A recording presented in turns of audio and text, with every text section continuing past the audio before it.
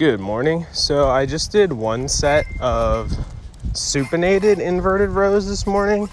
My upper back was feeling pretty smoked, and I wanted to give these a try because I watched NH's video about lat development, and I don't know if I felt this more in my lats or not, but I'll just throw it in the regular rotation. On another note, I don't know what's going on with my recovery. Maybe it's not enough protein, not enough sleep, or just, sometimes you need a rest. Who knows? But I'm gonna auto-regulate it down a little bit and get back to 100% so I can start pumping.